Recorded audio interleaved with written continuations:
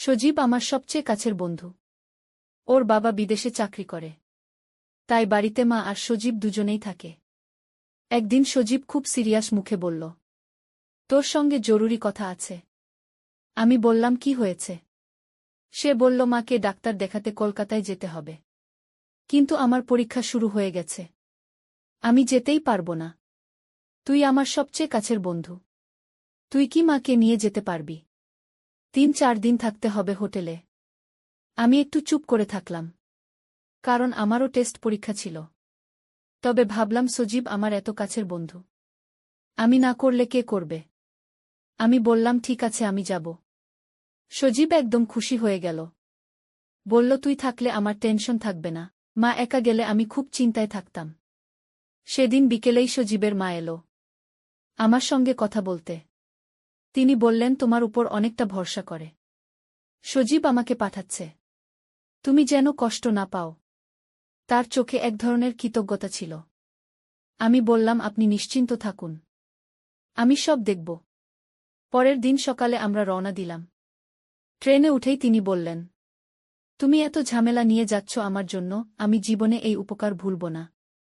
আমি হেসে বললাম, এটা কোনো উপকার নয়, আমি সজীবের বন্ধু, আমার কর্তব্য। ট্রেন চলছিল, জানলার বাইরে হাওয়া বইছে।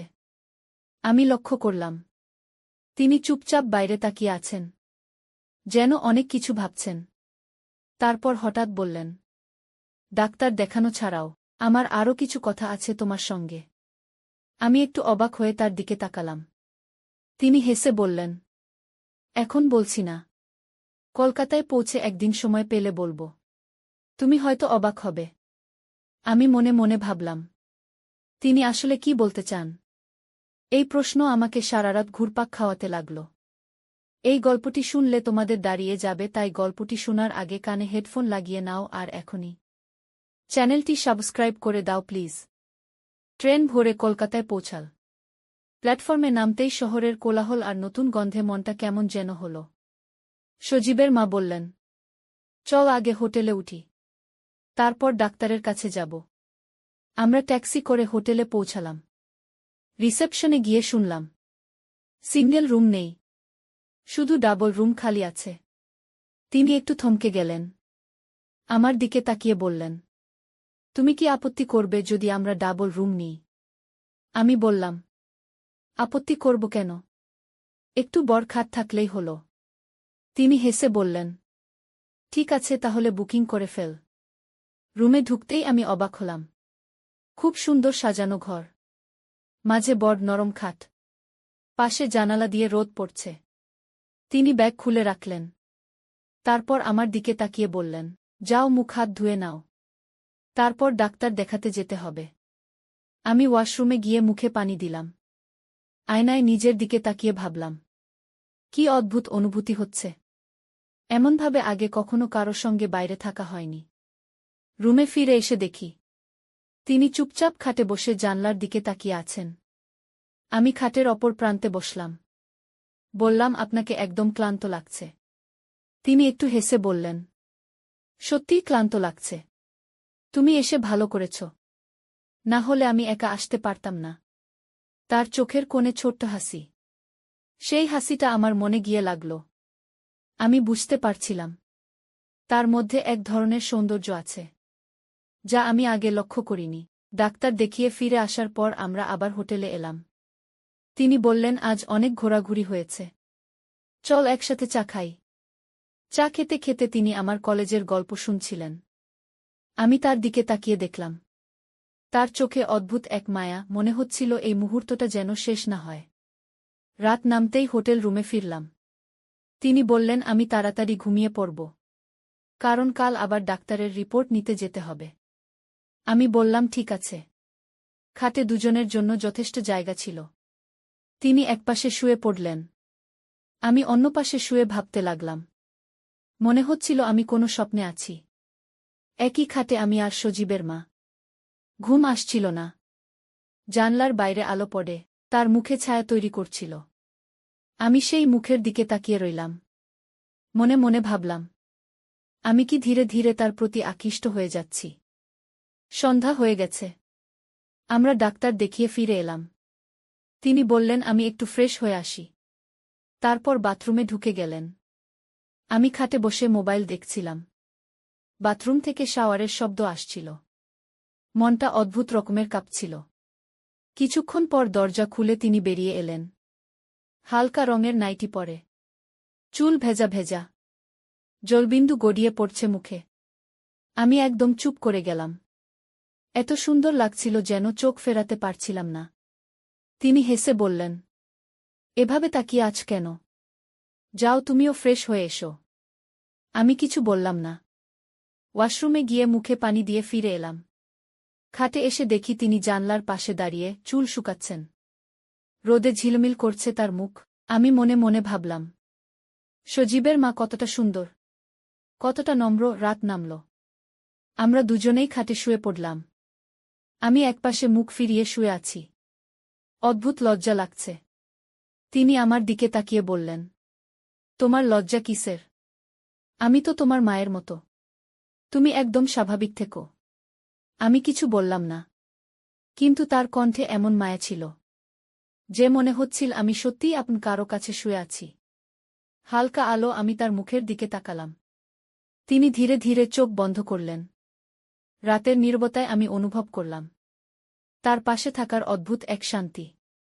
হঠাৎ ঘুমের মধ্যে আমি টের পেলাম তিনি আমার হাতটা হালকা করে ধরেছেন। মনে হলো তিনি বুঝিয়ে দিতে চাইছেন, তুমি একা নও, তুমি নিরাপদ। আমি কিছু বলিনি, শুধু চুপচাপ চোখ বন্ধ করে রইলাম। মনে হচ্ছিল আমি সত্যিই কারো খুব কাছের হয়ে গেছি। ভোরবেলা ঘুম ভাঙল পাখির ডাক আর হোটেলের বাইরের হর্নে। চোখ খুলে দেখি সজীবের মা এখনো ঘুমোচ্ছে। তার মুখে এক অদ্ভুত শান্তি। চুল এলোমেলো হয়ে গেছে। মনে হচ্ছিল যেন কোনো ছবির দৃশ্য। আমি চুপচাপ উঠে জানলার পাশে দাঁড়ালাম। শহরের ব্যস্ততা শুরু হয়ে গেছে, কিন্তু আমার মন একদম শান্ত। কিছুক্ষণ পর তিনি উঠে বসে বললেন, তুমি এত ভোরে উঠলে কেন? আমি হেসে বললাম, শহরটা দেখতে ইচ্ছে করছিল। তিনি বললেন, চল আগে নাশতা করি, তারপর রিপোর্ট নিতে যাব। হোটেলের ডাইনিং হলে নাশতা করতে করতে তিনি আমার কলেজের কথা জানতে চাইছিলেন। আমি সব খুলে বললাম। তিনি মন দিয়ে শুনছিলেন। তার চোখে এক ধরনের মায়া আর স্নেহ। মনে হচ্ছিল যেন আমি সত্যিই আমার মায়ের সঙ্গে বসে আছি। তবুও মনটা কেমন যেন ধকধক করছিল। রিপোর্ট নিয়ে ডাক্তার দেখিয়ে যখন আমরা ফিরলাম, তিনি বললেন, ডাক্তার যা বলেছে তাতে চিন্তার কিছু নেই। এখন আর কোনো ঝামেলা নেই। আমি দেখলাম তিনি এখন অনেক হালকা মনে কথা বলছেন। রুমে ফিরে হালকা গান চালালেন, বসে চুল আঁচড়াতে লাগলেন। আমি খাটে বসে শুধু তাকিয়ে রইলাম। তার প্রতিটি ভঙ্গি, প্রতিটি হাসি, মনে হচ্ছিল আমার হৃদয় কাঁপছে। তিনি হঠাৎ আমার দিকে তাকিয়ে বললেন, তুমি এত চুপচাপ কেন? আমি বললাম, কিছু না, শুধু ভাবছিলাম। তিনি হেসে বললেন, এত ভেবে লাভ নেই, এখন একটু ঘুমিয়ে নাও, তারপর বিকেলে ঘুরতে যাব।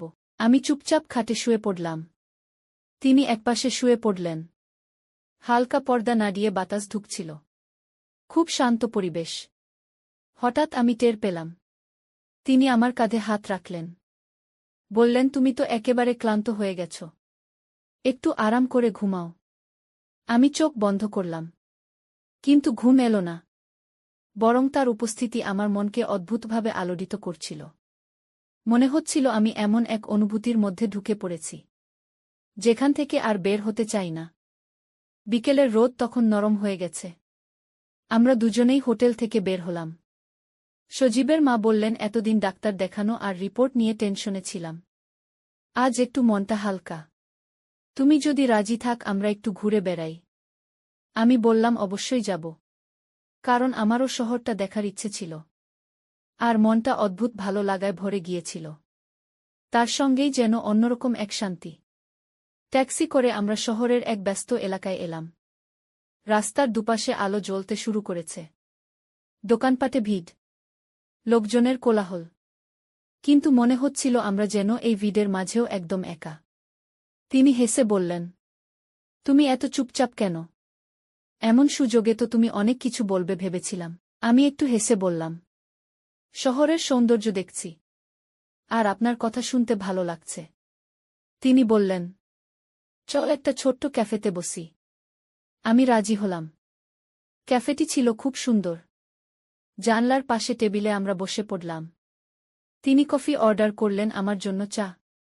চা আসতেই তিনি বললেন, আজ এতদিন পর মনে হচ্ছে আমি একটু নিজের মতো করে নিঃশ্বাস নিচ্ছি। তুমি যদি না থাকতে আমি একা এভাবে আসতেই পারতাম না। আমি অবাক হয়ে তার দিকে তাকালাম। তার চোখে এক ধরনের কৃতজ্ঞতা ঝিলিক মারল। তিনি হেসে বললেন, তুমি ভাবছ আমি কেন এত কথা বলছি? কারণ আমি অনেকদিন ধরে কারো সঙ্গে এমন খোলাখুলি কথা বলিনি। তারপর তিনি সজীবের ছোটবেলার গল্প বলতে শুরু করলেন। কেমন দুষ্টুমি করতেন, কেমন পড়াশোনায় অলসতা করতেন। সব শুনে আমার মনে হচ্ছিল আমি যেন তাদের পরিবারেরই একজন। ক্যাফে থেকে বেরিয়ে আমরা নদীর ধারে হাঁটতে লাগলাম। শহরের আলো পানিতে প্রতিফলিত হয়ে ঝিকিমিকি করছিল। হাওয়া বইছিল ধীরে ধীরে। তার চুল এলোমেলো হয়ে যাচ্ছিল। তিনি হাত দিয়ে ঠিক করছিলেন। আমি চুপচাপ তাকিয়ে রইলাম। তিনি হঠাৎ বললেন, তুমি যদি আমার ছেলে না হয়ে একজন বন্ধু হতে, তাহলে হয়তো আমি আরও অনেক কথা বলতাম। আমি একটু অবাক হয়ে বললাম, আপনি তো আমাকে বলতেই পারেন যা ইচ্ছে। তিনি একটু হেসে বললেন, তুমি এখন বড় হয়েছ। তোমাকে আমি ছেলের চোখে দেখলে আর পারি না। তুমি অনেক বেশি পরিণত। তোমার সঙ্গে কথা বলতে ভালো লাগে। আমার মনে কেমন যেন হলো। এক ধরনের অদ্ভুত টান অনুভব করলাম।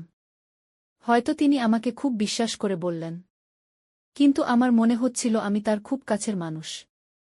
রাত হয়ে গেল। আমরা হোটেলে ফিরলাম। তিনি হেসে বললেন, আজকের দিনটা মনে থাকবে অনেক দিন। তুমি আমার মনটা হালকা করে দিলে। আমি কিছু বললাম না। শুধু মনে মনে ভাবলাম, হয়তো আমি ধীরে ধীরে তার প্রতি দুর্বল হয়ে যাচ্ছি। রুমে ঢুকেই তিনি বললেন, আজ সারাদিন ঘোরা হয়েছে। চল আগে হাত মুখ ধুয়ে নেই। তারপর একটু বিশ্রাম নেব। আমি ওয়াশরুমে গিয়ে মুখ ধুয়ে ফিরে এলাম। তিনি তখন জানলার পাশে দাঁড়িয়ে বাইরে তাকাচ্ছেন। রুমের হালকা আলো, তার মুখে এক ধরনের কোমলতা। আমি খাটে বসলাম। তিনি আমার দিকে তাকিয়ে হেসে বললেন, তুমি কি কিছু ভাবছ? আমি বললাম, কিছু না। শুধু আজকের দিনটা খুব ভালো লেগেছে।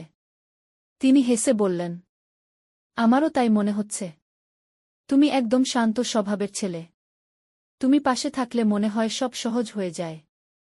আমরা দুজনেই খাটে শুয়ে পড়লাম। আজ কোনো অস্বস্তি লাগছিল না। বরং মনে হচ্ছিল আমি তার খুব কাছের কেউ। আমি চোখ বন্ধ করলাম। কিন্তু ঘুম এলো না। মনে হচ্ছিল আমার হৃদয় জোরে জোরে ধুকপুক করছে। রাতের নীরবতায় আমি হালকা শ্বাস শুনতে পাচ্ছিলাম। হয়তো তিনি ঘুমিয়ে পড়েছেন। হঠাৎ টের পেলাম, তিনি আমার হাতটা আলতো করে ধরলেন। হয়তো ঘুমের মধ্যেই। কিন্তু আমার মনে হচ্ছিল, তিনি যেন বলতে চাইছেন আমি একা নই। আমি নিরাপদ। আমি চুপ করে চোখ বন্ধ করে রইলাম। মনে হচ্ছিল আমি সত্যিই কারো খুব কাছের হয়ে গেছি। সকালে ঘুম ভাঙল হালকা সূর্যরশ্মি আর জানলার বাইরে পাখির কোলাহল শুনে। আমি চোখ খুলেই দেখলাম সজীবের মা হালকা চুল আঁচড়াচ্ছেন। হালকা রোদ পড়ছে তার মুখে। এমন শান্তির অনুভূতি আগে কখনো পাইনি। তিনি হেসে বললেন, ভোরে উঠলে শহরটা দেখতে মজা হয়। আমি বললাম, সত্যিই সুন্দর লাগছে। এভাবে সকাল শুরু করা বেশ ভালো। তারপর আমরা হোটেলের ডাইনিং হলে নাশতা করতে গেলাম। ছোট্ট টেবিলে বসে চা আর ব্রেড খেতে খেতে তিনি আমার কলেজের গল্প জানতে চাইছিলেন। আমি খুলে বললাম সব, সজীবের ছোটবেলার গল্প, পড়াশোনার চাপ, বন্ধুদের সঙ্গে আড্ডা। তিনি মন দিয়ে শুনছিলেন। মাঝে মাঝে হেসে ওঠেন, এমনভাবে যেন পুরো রুম আলোকিত হয়ে উঠছে। আমি লক্ষ্য করলাম তার চোখে এক ধরনের কোমলতা। মনে হচ্ছিল আমি তার অনেক কাছের। তবু এক অদ্ভুত টান অনুভব হচ্ছিল, যেন তাকে একা ছাড়া কিছুই ঠিক হবে না। খাওয়া শেষ করে তিনি বললেন, চল পার্কে যাই। সেখানে নতুন কিছু ফুল এসেছে। শহরের ব্যস্ততা থেকে একটু দূরে। একটা শান্ত জায়গা। পথে হাঁটতে হাঁটতে রোদে তার চুল ঝিকমিক করছে। হালকা বাতাসে উঠছে। তিনি হেসে বললেন, আজকে মনটা অনেক হালকা লাগছে। তুমি যদি পাশে না থাকলে আমি হয়তো এত শান্তি পেতাম না। আমি কিছু বললাম না। শুধু চুপচাপ তার দিকে তাকিয়ে রইলাম। মনে হচ্ছিল এই শান্তি, এই হাসি, সবই আমাকে খুব টানে। পার্কে পৌঁছে আমরা ফুলের বাগানের পাশে বসে পড়লাম। তার পাশে বসে মনটা কেমন অদ্ভুতভাবে শান্ত হয়ে গেল। প্রতিটি ফুলে তার মতো কোমলতা খুঁজে পাচ্ছিলাম। প্রতিটি ঝড়ের মতো হাওয়ায় তার উপস্থিতি অনুভব হচ্ছিল। তিনি হেসে বললেন, তুমি এত চুপচাপ কেন? আমি বললাম, শুধু দেখছি। ফুলগুলো আপনার মতো সুন্দর। তিনি হেসে হেসে বললেন, আমার মনে হয় তুমি সত্যিই বুঝতে পারছ কতটা সহজ, কতটা শান্তি নিয়ে আসে এমন মুহূর্ত। আমি কিছু বললাম না, শুধু তার পাশে বসে চুপচাপ সেই শান্তি অনুভব করছিলাম। বিকেল হয়ে এল। আমরা হোটেলে ফিরে এলাম। রুমে ঢুকেই তিনি বললেন, আজকের দিনটা মনে থাকবে অনেক দিন। তুমি পাশে থাকলে সব সহজ লাগে। আমি খাটে শুয়ে গেলাম। তিনি পাশেই শুয়ে পড়লেন। রাতের নীরবতা আর হালকা বাতাস, সবকিছু যেন আরও ঘনিষ্ঠ হয়ে উঠল। হঠাৎ টের পেলাম, তিনি ঘুমের মধ্যে আমার হাতটা ধীরে ধীরে ধরলেন। মনে হচ্ছিল যেন বুঝিয়ে দিচ্ছেন, আমি নিরাপদ, একা নই। আমি কিছু বললাম না, শুধু চোখ বন্ধ করে সেই উষ্ণতা অনুভব করছিলাম। মনে হচ্ছিল এই অনুভূতি আর কখনো হারাতে চাই না। রাত গভীর হতে হতে আমি ঘুমাতে পারলাম না। তার পাশে শুয়ে থেকে ভাবছিলাম, আমার অনুভূতি ক্রমশ বাড়ছে। তার কোমলতা, তার হাসি, তার উপস্থিতি, সব কিছুই আমাকে আকৃষ্ট করছে। এই রাতের নীরবতা, ঘরের হালকা আলো, জানলার বাইরে বাতাস, সব মিলিয়ে মনে হচ্ছিল আমরা যেন একে অপরের জন্যই তৈরি। সকালে ঘুম ভাঙল জানলার বাইরে পাখির কোলাহল শুনে। আমি চোখ খুলেই দেখলাম সজীবের মা হালকা চুল আঁচড়াচ্ছেন। হালকা রোদ পড়ছে তার মুখে। এমন শান্তির অনুভূতি আগে কখনো পাইনি। তিনি হেসে বললেন, ভোরে উঠলে শহরটা দেখতে মজা হয়। আমি বললাম, সত্যিই সুন্দর লাগছে। এভাবে সকাল শুরু করা বেশ ভালো। তারপর আমরা হোটেলের ডাইনিং হলে নাশতা করতে গেলাম। ছোট্ট টেবিলে বসে চা আর ব্রেড খেতে খেতে তিনি আমার কলেজের গল্প জানতে চাইছিলেন। আমি খুলে বললাম সব, সজীবের ছোটবেলার গল্প, পড়াশোনার চাপ, বন্ধুদের সঙ্গে আড্ডা। তিনি মন দিয়ে শুনছিলেন, মাঝে মাঝে হেসে ওঠেন, এমনভাবে যেন পুরো রুম আলোকিত হয়ে উঠছে। আমি লক্ষ্য করলাম তার চোখে এক ধরনের কোমলতা। মনে হচ্ছিল আমি তার অনেক কাছের। তবু এক অদ্ভুত টান অনুভব হচ্ছিল, যেন তাকে একা ছাড়া কিছুই ঠিক হবে না। খাওয়া শেষ করে তিনি বললেন, চল পার্কে যাই। সেখানে নতুন কিছু ফুল এসেছে। শহরের ব্যস্ততা থেকে একটু দূরে একটা শান্ত জায়গা। পথে হাঁটতে হাঁটতে রোদে তার চুল ঝিকমিক করছে, হালকা বাতাসে উঠছে। তিনি হেসে বললেন, আজকে মনটা অনেক হালকা লাগছে। তুমি যদি পাশে না থাকলে আমি হয়তো এত শান্তি পেতাম না। আমি কিছু বললাম না, শুধু চুপচাপ তার দিকে তাকিয়ে রইলাম। মনে হচ্ছিল এই শান্তি, এই হাসি, সবই আমাকে খুব টানে। পার্কে পৌঁছে আমরা ফুলের বাগানের পাশে বসে পড়লাম। তার পাশে বসে মনটা কেমন অদ্ভুতভাবে শান্ত হয়ে গেল। প্রতিটি ফুলে তার মতো কোমলতা খুঁজে পাচ্ছিলাম। প্রতিটি ঝড়ের মতো হাওয়ায় তার উপস্থিতি অনুভব হচ্ছিল। তিনি হেসে বললেন, তুমি এত চুপচাপ কেন? আমি বললাম, শুধু দেখছি। ফুলগুলো আপনার মতো সুন্দর। তিনি হেসে হেসে বললেন, আমার মনে হয় তুমি সত্যিই বুঝতে পারছ কতটা সহজ, কতটা শান্তি নিয়ে আসে এমন মুহূর্ত। আমি কিছু বললাম না, শুধু তার পাশে বসে চুপচাপ সেই শান্তি অনুভব করছিলাম। বিকেল হয়ে এল। আমরা হোটেলে ফিরে এলাম। রুমে ঢুকেই তিনি বললেন, আজকের দিনটা মনে থাকবে অনেক দিন। তুমি পাশে থাকলে সব সহজ লাগে। আমি খাটে শুয়ে গেলাম। তিনি পাশেই শুয়ে পড়লেন। রাতের নীরবতা আর হালকা বাতাস, সবকিছু যেন আরও ঘনিষ্ঠ হয়ে উঠল। হঠাৎ টের পেলাম, তিনি ঘুমের মধ্যে আমার হাতটা ধীরে ধীরে ধরলেন। মনে হচ্ছিল যেন বুঝিয়ে দিচ্ছেন, আমি নিরাপদ, একা নই। আমি কিছু বললাম না, শুধু চোখ বন্ধ করে সেই উষ্ণতা অনুভব করছিলাম। মনে হচ্ছিল এই অনুভূতি আর কখনো হারাতে চাই না। রাত গভীর হতে হতে আমি ঘুমাতে পারলাম না। তার পাশে শুয়ে থেকে ভাবছিলাম, আমার অনুভূতি ক্রমশ বাড়ছে। তার কোমলতা, তার হাসি, তার উপস্থিতি, সব কিছুই আমাকে আকৃষ্ট করছে। এই রাতের নীরবতা, ঘরের হালকা আলো, জানলার বাইরে বাতাস, সব মিলিয়ে মনে হচ্ছিল আমরা যেন একে অপরের জন্যই তৈরি।